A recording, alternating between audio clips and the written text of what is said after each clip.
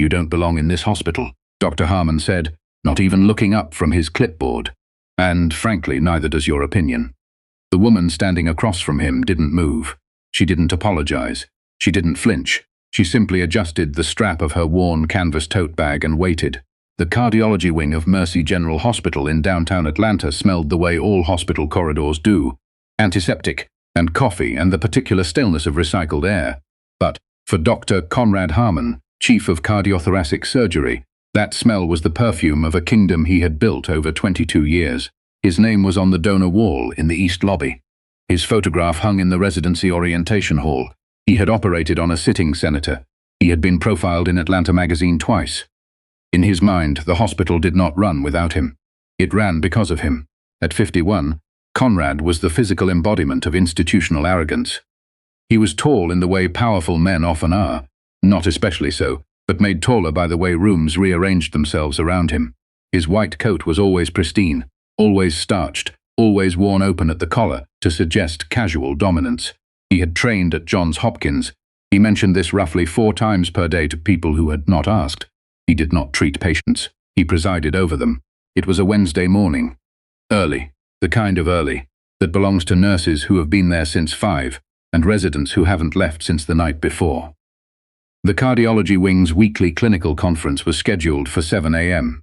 in Conference Room B, and Conrad had been informed, through a memo he had skimmed and mostly ignored, that there would be a visiting observer from the State Medical Board's Quality Assurance Division.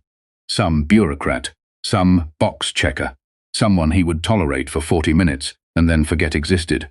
He walked into Conference Room B at 7:03, 2 minutes after the meeting had been called to order by his chief resident, Dr. Priya Mehta. A brilliant young woman Conrad consistently undermined in front of the attending staff because he found her confidence irritating.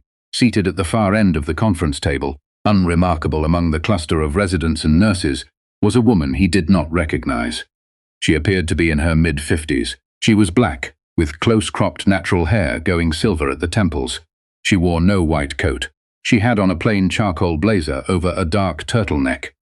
And she had a battered leather portfolio open on the table in front of her. She was writing something in the margin of a page and did not look up when Conrad entered. Conrad did not like being in rooms with people who did not look up when he entered. "Who are you?" he asked, setting his own folder down at the head of the table with a definitive thud. She finished her note. Then she looked up. Her eyes were dark and very calm and gave absolutely nothing away. "Miriam Okafor," she said. "Quality Assurance Review, State Medical Board."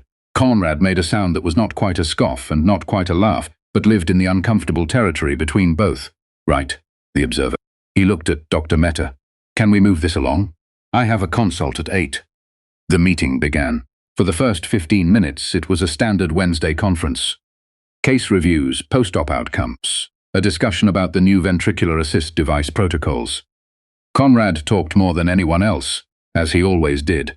He interrupted Dr. Mehta 3 times to correct things she had not actually said incorrectly.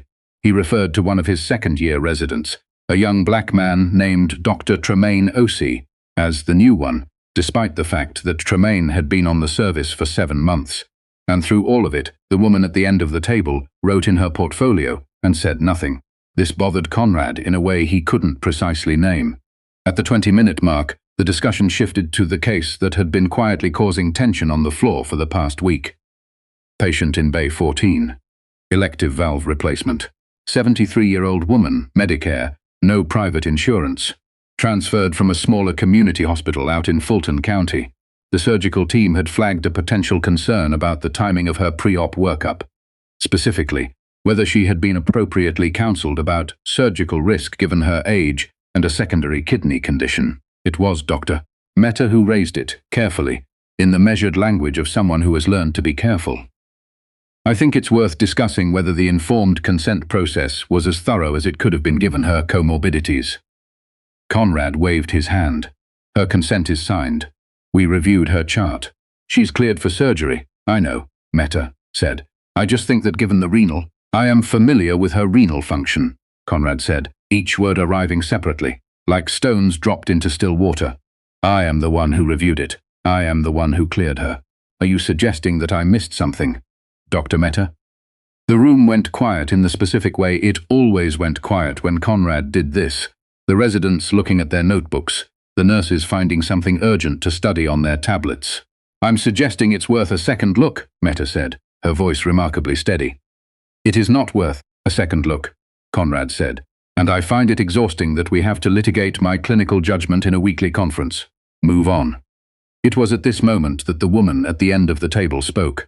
"Can you walk me through the specific parameters of her preoperative renal panel?" Every head in the room turned. Conrad turned last, slowly, with the particular slowness of a man who is deciding how annoyed to be. "I'm sorry." Miriam had not raised her voice. She had not shifted in her seat. She was looking at him with the same expression she had been wearing since he walked in. Attentive, neutral, recording everything. "The preoperative renal panel for the patient in Bay 14, she said. "Specifically her creatinine clearance and whether the anesthesiology team has been looped in on the kidney function numbers given the planned duration of bypass." Conrad stared at her. "With all due respect, this is a clinical conference for the surgical team. This isn't a regulatory audit." "I'm aware of what it is," Miriam said pleasantly. "The question stands." There was a specific kind of silence that fills a room when someone has just refused to be dismissed, and Conrad found himself standing in the middle of it. "Her creatinine is elevated but within an acceptable range for surgical candidacy," he said, his voice flattening. "Anesthesia is aware, are they?" Miriam made a small note. "Because the chart I reviewed this morning, with Dr. Meta's assistance, thank you, Dr. Meta, shows the most recent creatinine draw was 9 days ago.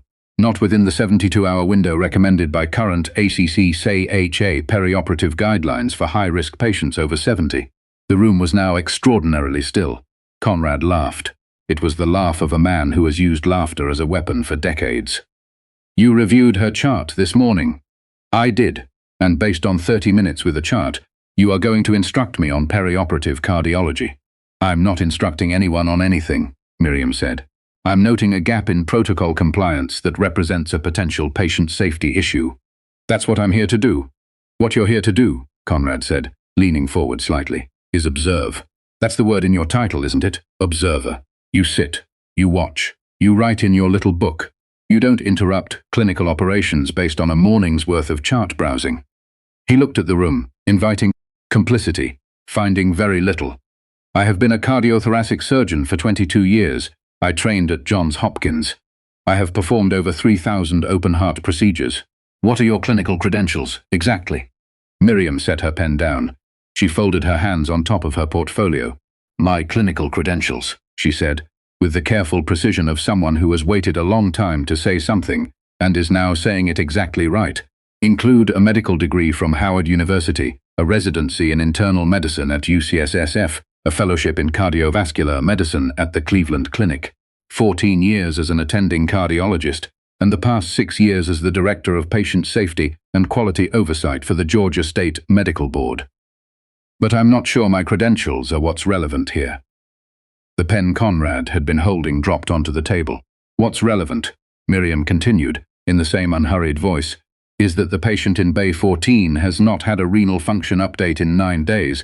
She is scheduled for surgery in 48 hours, and the attending surgeon in charge of her care just argued against reviewing that gap, rather than simply ordering a new lab draw." She glanced around the room, at the residents, the nurses, Dr. Meta. "That's what went into my notes this morning, not my credentials." Hers, Conrad's face had gone a shade of red, that the junior residents would later, in hushed voices in the break room, describe as the color of a man watching his own career decide whether to leave him. "You have no authority in this room," he said. "I have full investigative authority under Georgia Code Section 43-34-8, which governs quality assurance inspections at licensed medical facilities," Miriam said. "You received notice of this review 14 days ago. So did your department chair." She paused. "Did you not read the memo, Dr. Harmon?" Someone in the room, no one would ever admit who, made a very small sound. "This is absurd," Conrad said. "You are trying to grandstand in front of my residents using a single data point to undermine 22 years of." "I'm trying to make sure a 73-year-old woman doesn't go into bypass with kidney function numbers from 9 days ago," Miriam said. "I don't think that's grandstanding. I think that's medicine." Conrad stood up. It was the kind of standing up that was meant to be intimidating. and for most people in most rooms it worked. I want your supervisor's name and direct line. I want it today. And I want this review paused until I can speak with someone who understands how a surgical department actually operates. Miriam looked at him for a long moment. There was something in her expression that was not quite pity and not quite satisfaction, but lived somewhere between the two. The expression of someone watching a very avoidable thing happen very predictably. You can certainly call my supervisor, she said, though I should mention that my supervisor, for purposes of this investigation, is Dr. Warren Elridge, the executive director of the Georgia Medical Board. She reached into the front pocket of her portfolio and slid a business card across the table. He's the one who signed my authorization order. His number is on the card. She paused. He's also the one who will be receiving my preliminary findings report by end of business today. Conrad did not pick up the card. Furthermore, Miriam said, still in that same quiet, unhurried tone that was somehow more alarming than shouting, would have been under the terms of this review, which was formally initiated following 7 separate complaints filed against this department over the past 18 months. Complaints documenting differential treatment of Medicare patients versus privately insured patients. Complaints about surgical outcome reporting discrepancies. And 3 formal grievances from nursing staff about the conduct of the attending surgeon of record. I have the authority to place a temporary hold on elective surgical procedures pending completion of this review. She looked at him steadily. I have not done that yet. I would prefer not to. But if this conversation continues in the direction it's currently going, that decision becomes significantly easier. The room had stopped breathing. 7 complaints. 18 months. Those words hit the conference table like a gavel. Conrad stood very still. The red had left his face, replaced by something closer to grey. He looked at Dr. Mehta, who was looking at her hands. He looked at Tremaine, who was looking at the window. He looked at the nurses, who were looking at nothing at all. There was no one in the room who was going to help him. He stopped, started again. I was not informed that this was a formal investigation. You were informed 14 days ago via certified memo, Miriam said. The memo included the complaint docket number, the scope of review, and my contact information if you had questions. She tilted her head slightly. Did you have questions, Dr. Harmon? You could have called. Silence. The patient in Bay 14, Miriam said, returning to her portfolio as if the previous 3 minutes had simply been a procedural detour. Dr. Mehta, I'd like you to put in the order for a new renal panel this morning. Full metabolic. I want updated numbers before any surgical scheduling is confirmed. She looked at the chief resident with something that was unmistakably respect. You raised the right concern. Trust that. Mehta nodded, her expression a controlled mix of vindication and careful neutrality. Dr. Harmon. Miriam finally closed her portfolio. I'll need 2 hours with you this afternoon to review the files corresponding to the complaint docket. 3 o'clock, your office. If that doesn't work for your schedule, I can arrange for the review to be conducted at the medical board's offices downtown instead. She let that option sit in the air between them for a moment. Your choice. Conrad said nothing for a long time. The conference room waited. 3 o'clock, he finally said. His voice had lost its shape. Miriam nodded once, picked up her portfolio, and gathered her things with the unhurried efficiency of someone who has done this many times in many rooms and has never once needed to raise her voice to accomplish it. She stood, and she was not a tall woman. She was average height in flat shoes, in a plain blazer, but the room arranged itself around her in a way it had not done when Conrad walked in. She paused at the door. One more thing, she said, and looked back at the table, not at Conrad, but at the rest of the room. At Tremaine, who had been called the new one for 7 months. At the nurses who had filed 3 grievances that someone had decided not to act on. At Dr. Mehta, who had raised the right concern and been told she was exhausting for doing so. You all did your jobs, Miriam said simply. Document everything. Then she walked out. The aftermath was not dramatic in the way these things sometimes are. There was no single explosion, no moment of public theatre.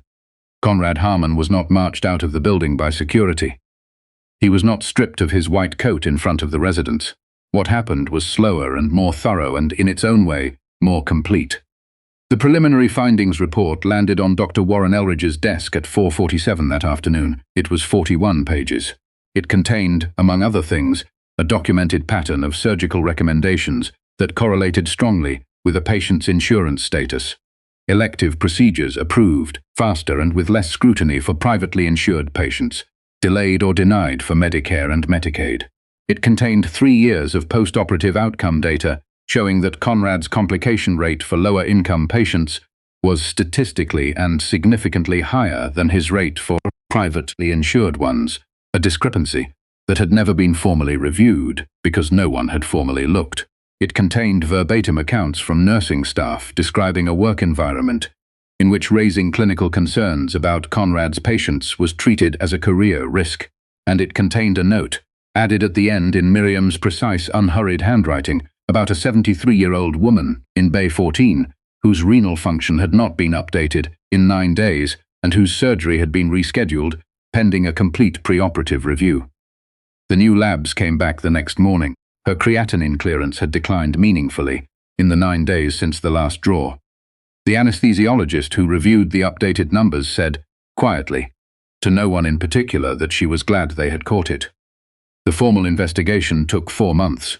During that time, Conrad Harmon remained on the surgical staff. The board did not pull his privileges immediately, and he continued to operate, though every case was now subject to a secondary review process that he found, by his own admission to his attorney, humiliating. His department chair, who had received the same 14-day memo and also failed to read it carefully, was placed under a concurrent review. Bradley, excuse the slip, Conrad's attorney, filed 2 motions attempting to limit the scope of Miriam's investigation and was denied both times. At the end of 4 months, the medical board issued its findings. Conrad Harmon received a formal censure, a 2-year period of supervised practice, and a mandatory ethics and implicit bias training requirement. His hospital privileges were restricted pending completion of supervised practice. The hospital itself entered into a corrective action agreement with the state that included, among other things, an independent audit of surgical recommendation status. Going back 5 years, his name was removed from the donor wall in the East Lobby during a routine facilities update. No one made a point of it. No one had to. The nurses who had filed the 3 grievances were informed, formally and in writing, that their concerns had been substantive and that the corrective action plan would address the systemic issues they had identified. 2 of them cried when they got the letter, not from sadness, from the specific exhaustion of people who have been told for years that what they saw with their own eyes was not what they saw, and who have finally been told, "You were right. You were always right, doctor." Meta was asked 6 months later to serve on the hospital's new Patient Safety Advisory Committee. She accepted. Tremaine, the resident Conrad, had called the new one for 7 months, submitted a paper on perioperative risk assessment in Medicare patients to a peer-reviewed cardiology journal. It was accepted. The acknowledgements thanked Dr. Priya Mehta and an unnamed quality assurance reviewer whose questions on a Wednesday morning had pointed him toward the research gap. Miriam Okafor moved on to the next hospital on her list. There were 7 more reviews scheduled before the end of the fiscal year. She had a flight to Savannah on Friday morning and had already read the preliminary complaint docket. On the plane ride over in her head, she did not follow the news coverage when the story eventually broke. A health reporter at the Atlanta Journal-Constitution picked it up from the public records request and ran a piece on the pattern of Medicare patient outcomes at Mercy General. She did not read the opinion columns that followed. She had a meeting at 2 o'clock. What she did do, on the Wednesday evening after the conference, after she had submitted her preliminary report and eaten a quiet dinner at the hotel restaurant alone, with her portfolio open next to her soup, was call her mother. Her mother was 81 and lived in a senior community in DeKalb County, and had, 9 years ago, been dismissed by a surgeon whose opinion of her was visible on his face the moment she walked through the door. The surgeon had told her the chest pain was anxiety. It was not anxiety. It had taken a second opinion from a different doctor, in a different hospital, in a different part of the city, to find what the first doctor had been too certain of himself to look for. Her mother was fine now, had been fine for 9 years.